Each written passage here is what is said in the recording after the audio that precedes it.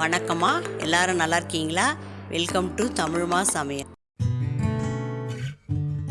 இன்றைக்கி நாம் முருங்கைக்கீரை பொரியல் செய்ய போகிறோம். எப்படி செய்யுதுன்னு பார்க்கலாம். ஒரு கட்டு முருங்கைக்கீரையை க்ளீன் பண்ணி கழுவி வச்சுருக்கேன்.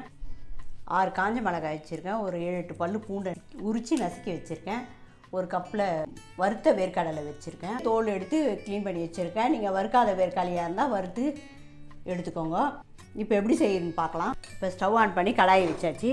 கடாய் காஞ்சிச்சு. இந்த மிளகாவை வறுத்து எடுத்துடலாம். மிளகாவையும் வேர்க்கடலையும் பொடி பண்ணிடணும். வந்துடணும் மிக்சியில் போட்டு. ரொம்ப தூளாக பொடி பண்ணணும்னு அவசியம் இல்லை, கொஞ்சம் குறைன்னு பொடி பண்ணிக்கணும். மிளகா வந்துடுச்சு. இப்போ எடுத்துடலாம். 2 டேபிள் ஸ்பூன் எண்ணெய் ஊற்றிக்கலாம். 2 ஸ்பூன் கடுகு போட்டுக்கலாம். 1/4 ஸ்பூன் சீரகம் போட்டுக்கலாம். இதுலேயே பூண்டை போட்டுடலாம். கடுகு பொரிஞ்சிச்சு, பூண்டை போட்டுடலாம். இதில் ஒரு 1/2 டேபிள் ஸ்பூன் உப்பு போட்டுக்கலாம். இந்த எண்ணெயிலே உப்பு போட்டுடலாம். தண்ணியெல்லாம் ஊற்ற வேணாம், அப்படியே இந்த கீரையை போட்டுடலாம். இந்த கீரையிலே தண்ணி வந்துடும். நல்லா கலரி விட்டுக்கலாம். இது அடியில் கடுகு பூண்டெல்லாம் இருக்கும். நல்லா வதங்கிடுச்சு. இப்போ அப்படியே தட்டு போட்டு மூடிலாம். இதிலே அப்படியே தண்ணி வந்துடுச்சு. அந்த தண்ணியிலே வெந்துடும். இது ரொம்ப வேகக்கூடாது, முருங்கீரை கசப்பாயிடும். வறுத்த மிளகாவையும் வேர்க்கடலையும் மிக்சியில் பொடி பண்ணி வந்துடுறேன். அதை கடைசியாக போட்டுக்கலாம். இப்படியே ஒரு 2 நிமிஷம் வேகட்டும். தட்டு போட்டு மூடி தீயை கொஞ்சம் கம்மி பண்ணிடலாம். அது குத்தி வச்சுருக்கேன். இந்த 6 மிளகாவையும் போட்டுடலாம். இந்த வேர்க்கடலையும் போட்டு குறைன்னு பொடி பண்ணின்னு வந்துடலாம். வேர்க்கடலையை பொடி பண்ணியாச்சு. வேர்க்கடலையும் காஞ்ச மிளகாவும் சேர்த்து பொடி பண்ணியாச்சு. ஒரு இந்த அளவுக்கு குறைன்னு பொடி பண்ணணும். இன்னும் கொஞ்சம் தண்ணி இருக்குது, சுண்டிட்டா போதும். மொத்தமாக சேர்த்து இது 5 நிமிஷம் தான் ஆகும். தண்ணி நல்லா ஃபுல்லாக சுண்டின பிறகு போடணும் வேர்க்கடலையும். முருங்கைக்கீரையில் இரும்பு சத்து நிறைய இருக்குது.